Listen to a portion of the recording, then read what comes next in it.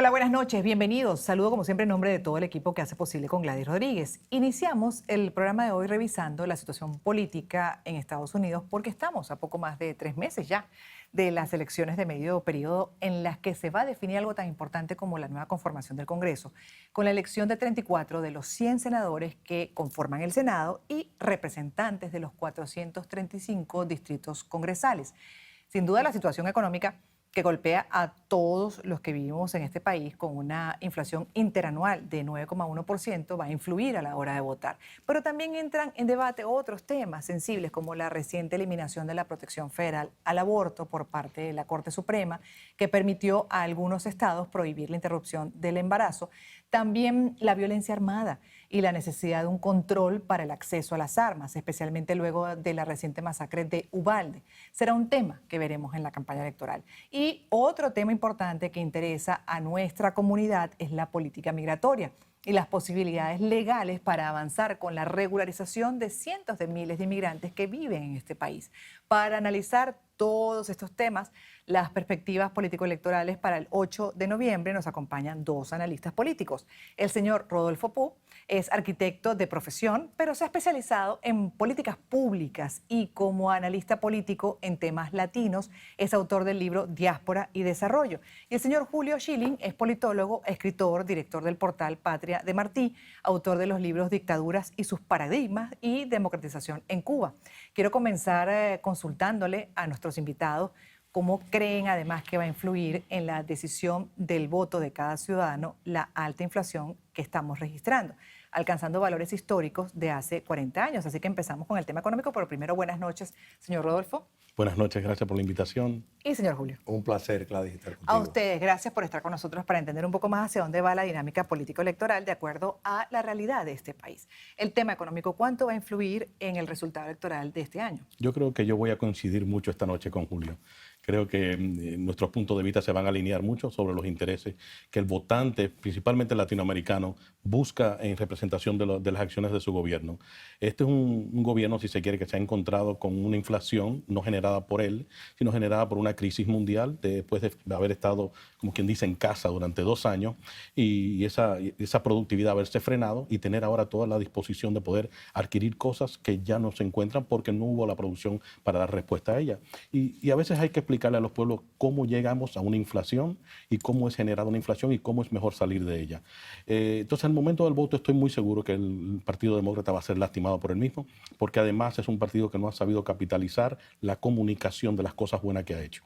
Pero igual, como dice, aunque sea una comunicación efectiva, igual en situaciones coyunturales como esta, la gente siempre pasa factura al gobernante de turno. Sí, así Le es. pregunto, señor Julio, ¿también le habría pasado lo mismo a Trump? Mira, yo creo que, y coincido con lo expresado por Rodolfo, yo creo que el background de él de arquitecto hace que piense linealmente. Si fuera un politólogo, probablemente estaríamos discutiendo mucho más, pero yo creo que sí, hay una realidad. Mira, cualquier político, cualquiera, que se encuentre, que se va a postular su partido y hay una situación económica complicada, desfavorable, pierde votos. Recordemos, por ejemplo, Ronald Reagan, cuando a propósito mantuvo los intereses altos para frenar la inflación, él sabía que iba a haber un costo político en las elecciones a mediados de término, y lo hubo. Pero fue la receta necesaria para golpear la inflación, para derrotarla.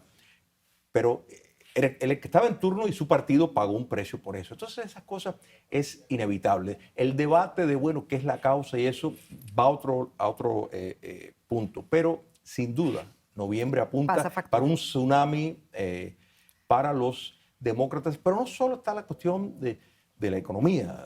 Hay otros temas que tal vez los trataremos, pero sí, que yo creo que trabajan a favor de los republicanos y en contra de... Pero de hecho en el tema económico también me gustaría incluir, bueno, lo que ha sido el aumento de la gasolina, porque ahí también hay cuestionamientos a la administración de Biden, correcto, justamente por ese interés, ese objetivo político ya asomado en la campaña de la economía verde, pues ha afectado a la industria y es una consecuencia más allá del contexto y lo que es, por ejemplo, la invasión de Rusia a Ucrania. ¿Cómo lo ve usted? Y ahí pasamos a ese tema. Yo creo que lo de Ucrania no tiene nada que ver. Como ves, por acá yo apoyo a Ucrania en este conflicto.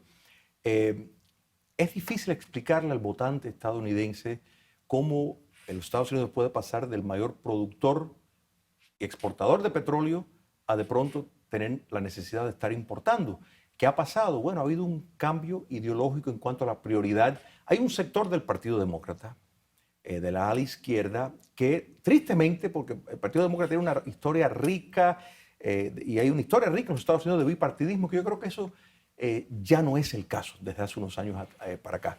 Entonces, es difícil cuando el petróleo está ahí, la tecnología está ahí para sacarlo, pero en obediencia a determinadas teorías de tratar de llevar los Estados Unidos a un mundo donde no hace falta los hidrocarburos. Ojalá, mira, sería magnífico si con factores de esos, paneles solares y carros eléctricos se pudiera llevar, pero hay que tener toda una infraestructura existente y eso no es el caso. Entonces, que el consumidor, el que menos tiene, el más pobre norteamericano, que es el más afectado, tenga que estar pagando esos precios, es lo que es el crimen, porque la alta élite tiene los recursos para poder no solo comprarse carros eléctricos, sino pagar $10 el galón de gasolina, no va a haber problema. Exacto, no es precisamente ese grupo el que está afectado. Es la mayoría bueno, que podría inclinarse y que además llevó a Trump al poder, esa población rural. Correcto. Pero ahí también la pregunta, porque es curioso, sabiendo que no está la infraestructura lista, ¿por qué descuidar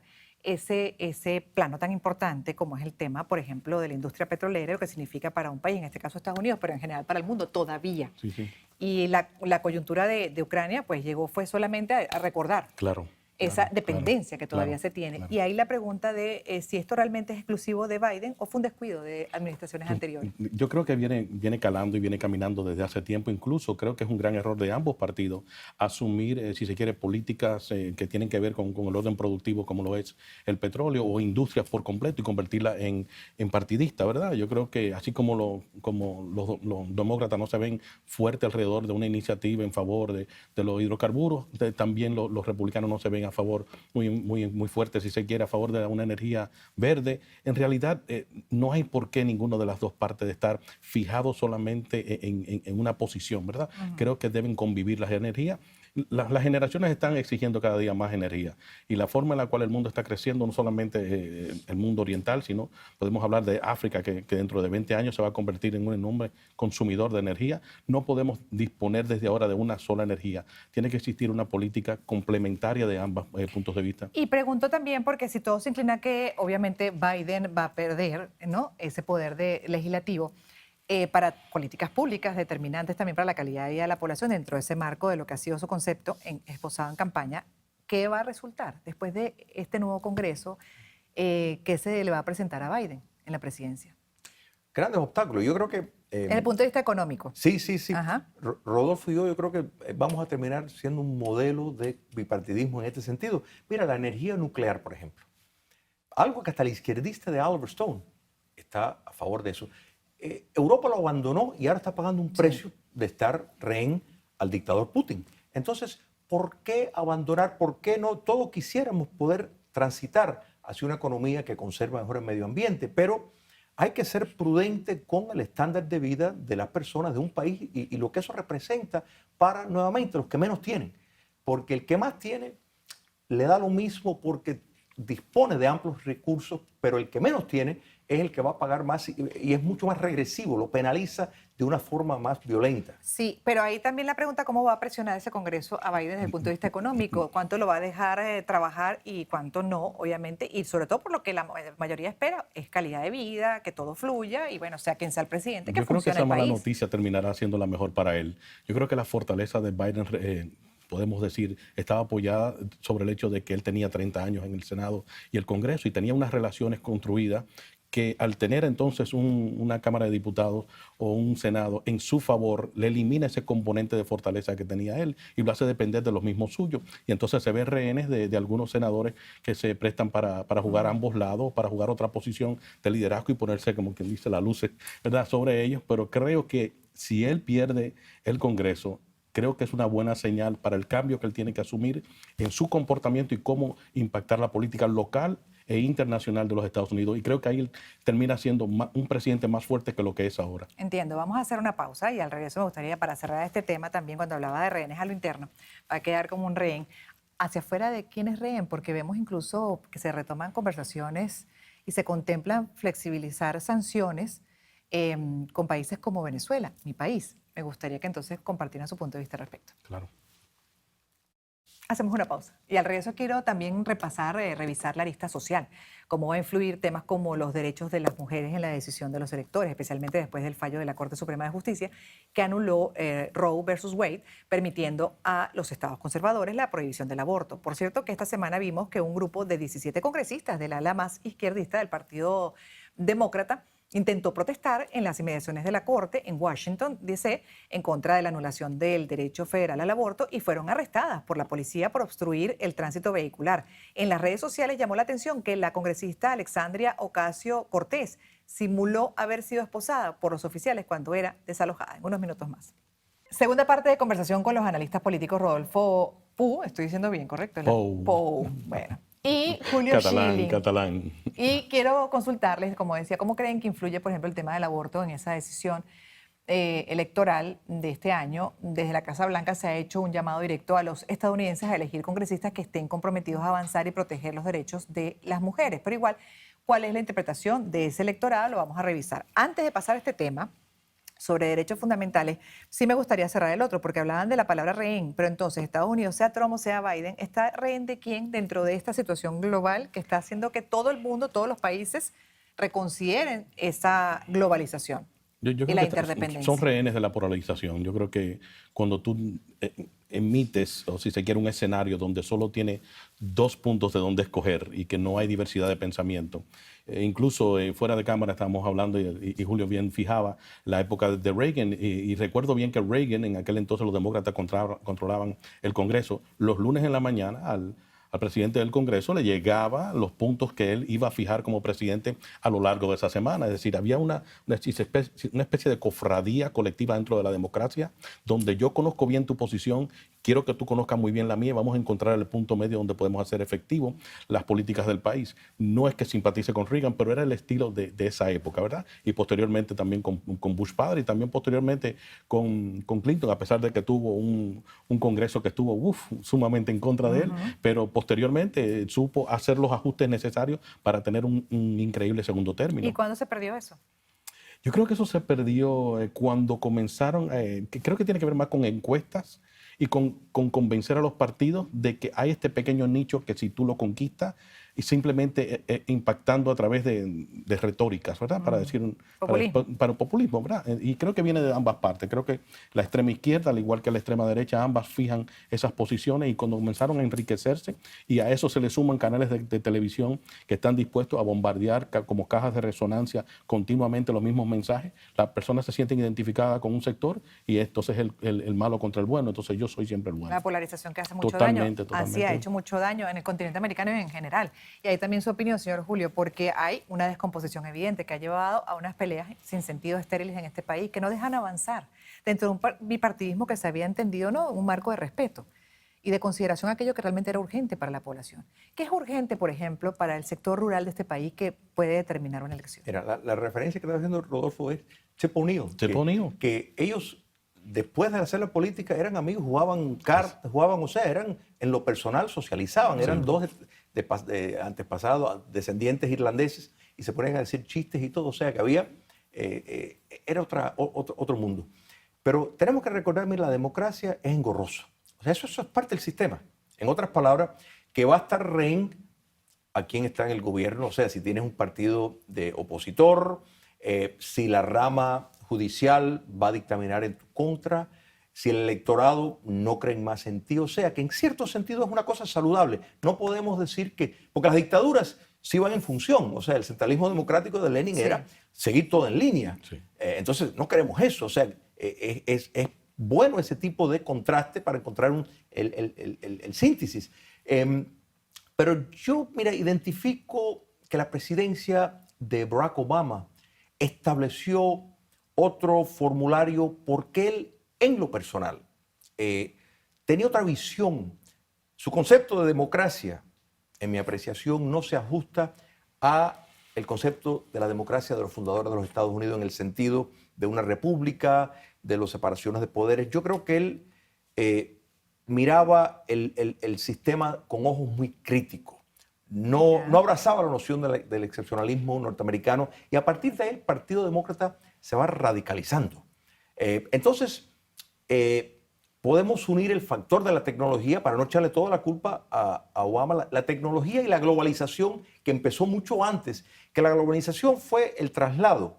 Yo creo que el acercamiento a China le ha hecho un daño extraordinario a la clase media norteamericana, claro. porque hubo una transferencia de riqueza tremenda. Buscando además mano de obra económica. Correcto, y los más afectados eran personas, de nuevo, sin títulos universitarios, que de pronto ya tienen que trabajar los dos, no puedes solamente con uno, no basta y así todo, a veces tienes que buscar un segundo trabajo para tener la misma entrada. Pero nos estamos quedando cortos, yo sé que va a ser así, demasiados temas además importantes, porque bueno, no hemos ni siquiera podido desarrollar el del aborto, está también la migración, el tema de las armas, pero cuando usted dice, por ejemplo, que todo podría haber arrancado con Obama, quizás en el caso de los republicanos también ocurrió fue con Donald Trump. De hecho, creo que hubo una encuesta reciente que evidencia que los profesionales dentro del Partido Republicano están inclinados más a no querer a Trump. Y todo lo contrario con los rurales, ¿no? Que también, bueno, en su momento fue a los que le habló Obama. Y en el caso de los demócratas hay una coincidencia, los profesionales prefieren a los demócratas. Es interesante ese punto y me gustaría que también revisáramos un poco el comportamiento electoral de acuerdo a lo que viene, quiénes se van a imponer en esa elección para que varíe el Congreso. En unos minutos, por favor. La decisión de la Corte Suprema ha abierto la puerta a que se pongan en riesgo otros derechos alcanzados, como el matrimonio igualitario. Congresistas como Ted Cruz ya se han agarrado de esto para asegurar que fue un error que la Corte reconociera el matrimonio gay en todo el país. Esto fue parte de lo que dijo. In Obergefell, the court said, no, we know better than you guys do, and now every state must sanction and permit gay marriage. I think that decision was clearly wrong when it was decided. En un país donde además siempre se ha hablado de libertad, este tema cómo puede influir en la campaña, especialmente en el electorado joven que defiende mucho esto. Estos centennial vienen además con una lucha, con la bandera por la igualdad, por la justicia y la defensa de las minorías. En unos minutos, por favor, seguiremos hablando de esto. El 5 de noviembre de 2024, Estados Unidos va a elegir a su nuevo presidente. El presidente Joe Biden ha dicho que aspirará a la reelección. Sin embargo, pareciera improbable que logre la nominación del Partido Demócrata, siendo que habrá ya superado los 80 años de edad y su salud comienza a preocupar. En la otra acera, la expectativa es que ¿qué va a suceder con Donald Trump? Y la investigación que avanza en el Congreso por el rol que jugó el expresidente en la incitación del asalto contra el Capitolio y el desconocimiento de las elecciones de 2020, considerado un presunto intento de golpe de Estado. ¿Cómo puede afectar el resultado de esta investigación a las aspiraciones de Trump, por ejemplo, de volver a la Casa Blanca? Eso está por verse. Pero mientras tanto, un giro interesante parece estar ocurriendo entre los militantes republicanos. Una reciente encuesta divulgada por The New York Times y el Siena College revela que algo más de la mitad de los republicanos que probablemente votarán en las primarias para 2024 dicen que preferirían a otro candidato que no fuera Trump. Solo 49% de los consultados dicen que escogerían a Trump, lo que representa una merma importante en el apoyo en comparación con 94% obtenido en las primarias de 2020. El más cercano o retador de Trump es el gobernador de Florida, Ron DeSantis, quien aparece con 25% de la intención de voto de los republicanos. Más abajo está el senador de Texas, Ted Cruz, obtuvo 7%, el ex vicepresidente Mike Pence con 6%, la ex gobernadora de Carolina del Sur y quien fue embajadora de Estados Unidos ante Naciones Unidas, Nikki Haley, también con 6%, y el ex secretario de Estado Mike Pompeo con 2%. Aún falta mucha agua por correr para llegar a esas primarias, pero la encuesta nos da una idea de los perfiles que comienzan a levantarse del lado republicano y también hacia dónde podría estar apuntando pues, el ala demócrata. ¿Cómo lo ven nuestros invitados? Y sobre todo dentro de este marco de elecciones de 2022, de un Congreso que también es determinante. Al final, ¿qué está indicando el elector republicano y el elector demócrata? Empezamos con usted, con los republicanos. Es que hay una realidad. Los Estados Unidos seguirá con un sistema de dos partidos, pero ha habido un cambio extraordinario en cuanto a la composición de esos votantes. Es cierto que en la elección del 2020, por ejemplo, los republicanos con títulos universitarios en suburbio votaron menos por Donald Trump que en el 2016. Sin embargo, los negroamericanos y los hispanos votaron más, incluso demócratas. Quiere decir que estamos viendo un movimiento sísmico dentro de partidos donde cada vez hay un votante más independiente, más allá de que si está matriculado en un partido o en otro. Yo creo que primero 2024 todavía está muy distante. En gran medida lo que hagan los republicanos una vez que retomen control de ambas cámaras es fundamental. Yo creo que eso... ¿De qué manera? ¿Que hagan qué? ¿Qué tienen que hacer? Bueno, tienen que, primeramente, hay muchas cosas que tienen que enfocar, que en este momento la actual administración, bueno, no la actual administración, el Congreso, actualmente tienes audiencias que la mayoría de los norteamericanos ni les interesa y dan por algo que pasó. Uno de ellos es el comité del 6 de enero. O sea, si se va a investigar eso, primero tienes que tener un proceso de deliberación donde las personas que deberían de estar ahí también, o sea, republicanos que tienen otra visión, estuvieran y no lo están. O sea, cuando tienes un comité donde los republicanos que tienen un lugar en la mesa son todos personas que están en contra de Trump y están haciendo un papel tan vigoroso como los demócratas para tratar de descalificarlo para las elecciones, eso no sirve a los intereses de nadie porque no se permite llegar al fondo de lo que ocurrió. Y porque además, y antes de pasar aquí también a la opinión, dentro de lo que es no solo la parte demócrata, sino también lo que va a pasar con los republicanos. La realidad es que Trump sigue teniendo influencia en la población rural, ¿correcto? Sigue siendo esa población Pero yo diría fiel a Trump. Pienso que cuando tú le llamas rural, también te refieres, o sea, dentro de ciudades a lo que es el blue collar, Sí, o sea, sí, es como una clase media, que es la más totalmente. golpeada, la que se siente desatendida. Totalmente. ¿Cuál es la agenda de ese grupo? A ver, también para entender y para cerrar la idea. Son las personas que se sienten abandonados por la economía moderna. O sea, si lo miramos en el polo izquierdo, muchos de los que votaron por Bernie Sanders. Entonces, son personas que la modernidad, la economía globalizada no ha respondido a sus necesidades. Entonces, en Trump Trump fue el primero que pidió aranceles contra China como un mecanismo de seguridad nacional. Tuvo razón. O sea, cuando usamos la palabra de rehén, los Estados Unidos han estado rehén. Pensar que casi todos los antibióticos vienen de China. China está proporcionando el fentanyl, que es la mayor causa de muerte de las personas, de los hombres de entre 18 y 45 años en los Estados Unidos. Y entra por la frontera sur, 90% de ella. Entonces estamos hablando de realmente problemas muy serios de seguridad nacional y la relación con China ha sido una relación tóxica. Porque a cambio de que los consumidores estadounidenses paguen menos por ciertos dispositivos y por ciertos productos de consumo, se ha traspasado la producción. La producción, y eso es un error. Y yo creo que ese mensaje de Trump no solo era mensaje, sino lo empezó a poner en práctica. Que yo quisiera que eso fuera un tema bipartidista. Claro. Creo que, por ejemplo, Manchin, un demócrata, tiene esa visión. Yo creo que él comparte ciertas inquietudes.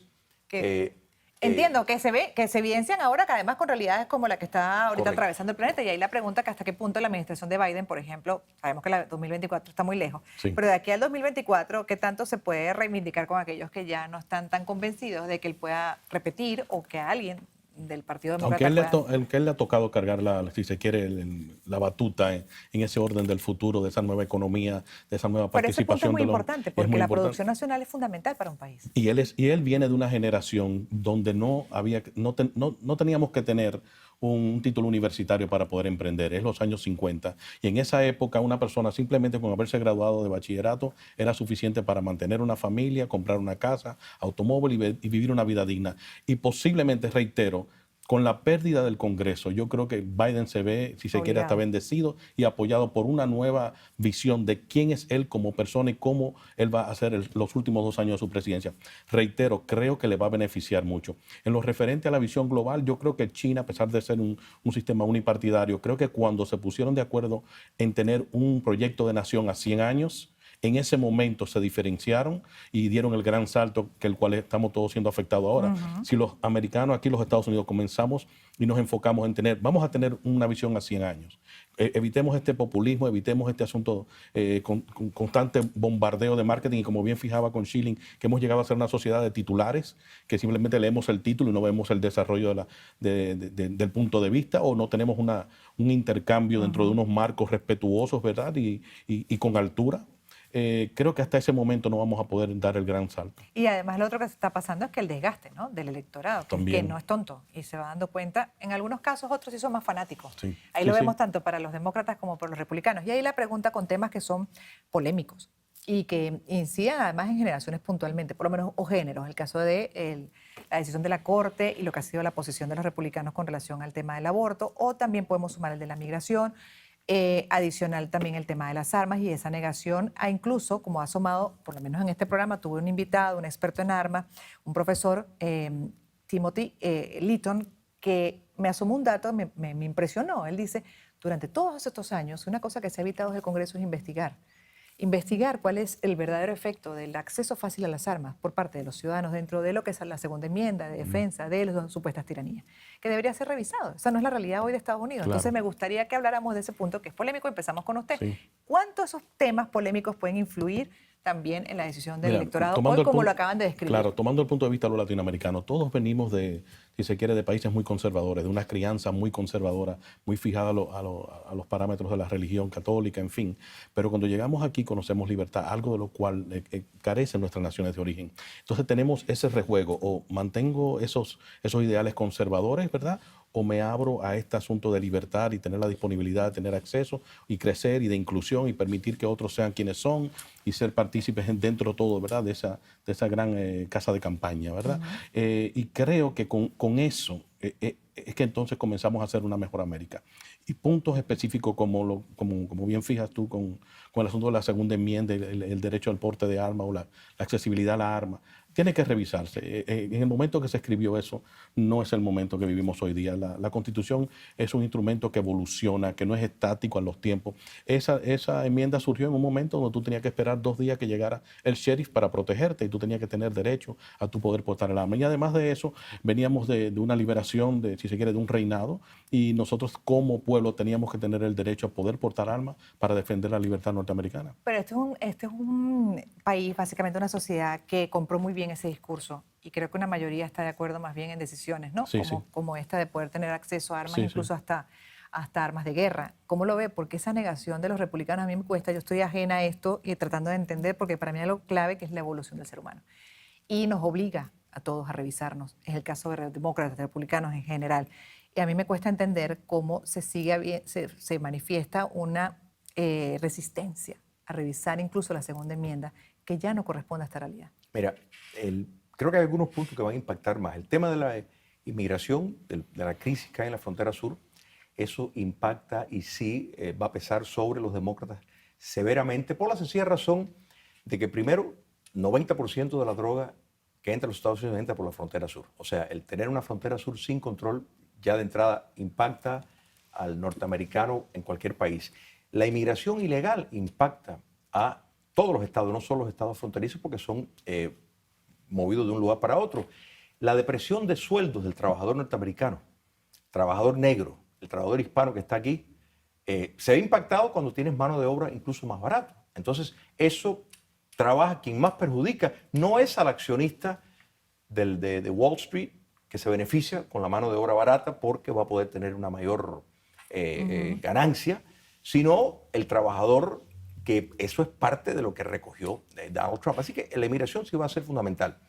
En cuanto al aborto, tenemos que aclarar, el aborto no se ha legalizado. Se ha fortalecido la democracia y el sistema federal, porque si un estado lo decide ilegalizarlo o no permitir que se extienda a casi los 9 meses, como en algunos estados, que estamos hablando ya que si la madre en algunos estados dice que tiene un trauma, si tiene un hijo, le da licencia para matar una vida, porque eso estamos hablando. No solo es el derecho de la mujer, es el derecho de la vida que existe.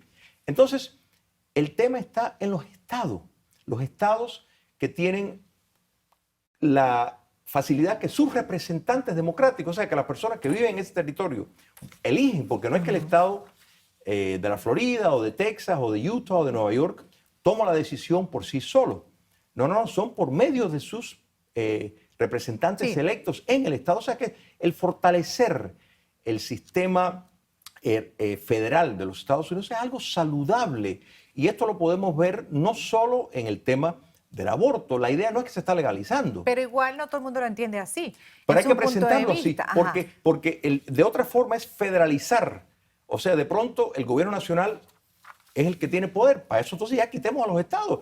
Barramos, que ya estamos hablando de un cambio de sistema, porque los estados tienen la primacía y la Constitución en eso está bien claro, que le delega casi todos los poderes a los estados y las legislaturas estatales representan al pueblo. O sea, no es que es un grupo de personas que no tiene nada que ver con la sociedad. Sí, y precisamente yo creo que eso es lo que estamos viendo tanto en el matrimonio homosexual como cuando se federaliza determinadas cosas que se va a ilegalizar. Ya hay, mira, en las leyes de antidiscriminación, protege el voto, protege una serie de cosas. Ya hay determinadas leyes que protegen a nivel federal. Pero estas cosas, es importante que los estados tengan su espacio para recoger Entiendo. la voluntad popular. Pero la voluntad popular, ¿hasta qué punto realmente representa una mayoría? Porque esas personas que viven en esos estados, que toman decisiones así, pueden interpretar que le están violando derechos individuales. Entonces ahí me gustaría que al regreso habláramos también con nuestro otro invitado de lo que puede ser la visión demócrata, de ese punto que es polémico, pero también quedó pendiente hablar del tema de la violencia, desarrollarlo un poco más, porque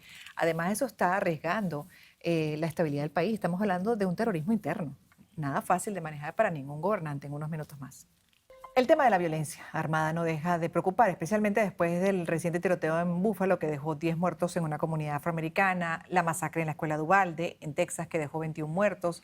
Hace poco vimos un acuerdo bipartidista en el Congreso que por primera vez en décadas, hay que decir, aprobó un proyecto de ley para el control de armas que incluye la verificación de antecedentes más estricta para compradores menores de 21 años y un fondo para programas de salud mental y mejoras en cuanto a seguridad escolar.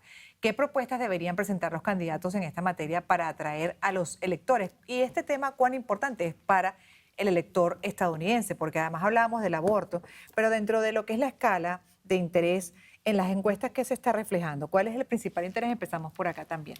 Para mí, yo creo que el asunto de la libertad en lo referente a la accesibilidad a la segunda enmienda, respeto a aquellos quienes quieran defenderla, creo que es una discusión mucho más amplia, creo que no se limita ni fue corregida con la reciente legislación, también creo que la reciente legislación no abarca lo suficiente, creo que es un muy buen primer paso, creo que las partes acordaron que era necesario comenzar a visualizar y que el pueblo, hablar y que el pueblo lo vieran hablando, entiendo eso perfectamente, pero hay que comenzar a ver cuando una industria está controlando las legislaciones de nuestro país y la industria de armas está controlando las legislaciones de nuestro país.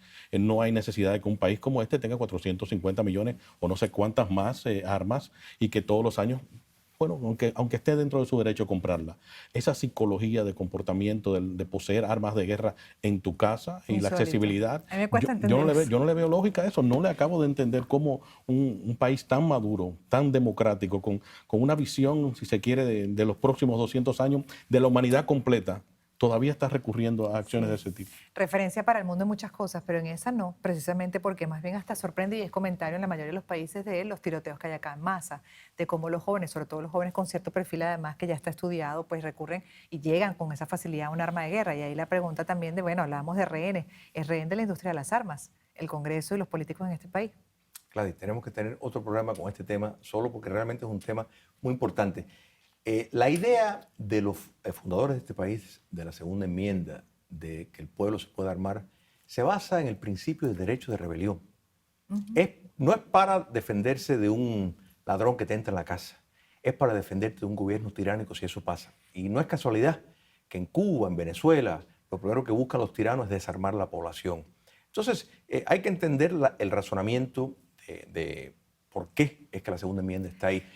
El razonamiento de la segunda enmienda, pero ese razonamiento de alguien que va a una tienda de armas a comprar hoy día un arma. Pero ahora vamos.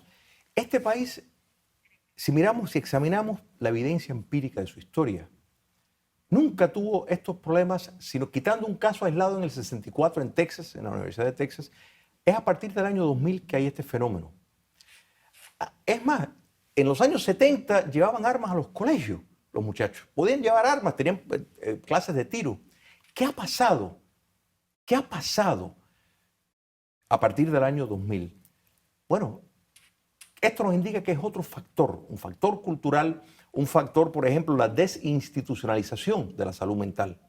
Recordemos que en la década de los 60 se desinstitucionalizó la salud mental. Entonces, eso es un grave problema, porque antes personas que estaban identificadas con un problema mental estaban obligados a estar en determinado lugar si tenían ese problema, a la vez que son dejados en la calle. Yo creo que aquí hay una serie, estamos viendo síntomas de algo mucho más trágico y las armas no es en sí la variable que la causa, porque si no, a través de los años, esto hubiera ocurrido en los años 20, en los Sí, 1800. pero el arma está disponible para que se ejecute Así ese es. deterioro. Ese es el Así problema. es. Entonces ahí toca replantear mucho sobre la base de esa realidad, que es Así un es. drama para Estados Unidos. Social. Pero mira, México en su constitución tiene el derecho de portar armas.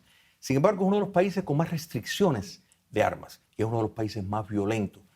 Quiere decir, y si miramos la evidencia, las ciudades más violentas del mundo son ciudades con restricciones de armas extraordinarias. De modo de que la restricción al arma de fuego, cuando hablamos de eso en los Estados Unidos, lo que estamos hablando es para el ciudadano decente que cumple con las leyes. El delincuente se va a conseguir las armas por la vía que sea. Sí, entiendo. El mercado negro siempre existe y lo vemos también con la prohibición a tomar a partir de los 21 años, a fumar un cigarrillo, pero si tienen acceso de los 18, ya eso Licencia estaría de cambiando. conducir. Así es, a portar un arma de guerra. Esas son paradojas que sin duda toca revisar, porque cuesta entender, como bien dice, pues, sobre la base de un país que es tan desarrollado. Se supone que ya dieron un paso superior al resto de la humanidad. Así que eso queda como un pendiente, se nos acabó el tiempo, lamentablemente, pero igual con el señor Rodolfo, el comentario final, porque hablábamos del porcentaje. ¿Cuánto representa, por ejemplo, el tema del aborto en el interés del electorado hoy en día? Menos de un 5%. Imagínense. Y claro, es el que ocupa posiblemente la mayor, si se quiere, de todas las discusiones dentro de ¿Cuál es los el programas de porcentaje? televisión. ¿Qué tema ocupa el porcentaje mayor de interés del elector que puede determinar estas elecciones? Yo no, ahora mismo la resultados? economía. Economía. Ahora mismo, El la bolsillo. economía. Así es, así es. El norteamericano vota con el bolsillo. Puede quejarse de todos los puntos, puede quejarse de la segunda enmienda, del aborto, puede quejarse incluso de la política exterior. Al final todo se decide en base a la economía. ¿Tiene chance de cambiar algo Biden de aquí a las Totalmente, elecciones? sí, totalmente. No creo que esto es un mal a largo plazo, creo que simplemente es el impacto de un evento que sucedió anterior a él y que simplemente se está desarrollando en este momento. Y ya para cerrar, ¿cómo capitalizarían los Mira, republicanos en esta cerrar con situación? lo que, la referencia que Rodolfo hizo a Tip O'Neill. Él dijo, all politics is local, o sea, toda la política es local.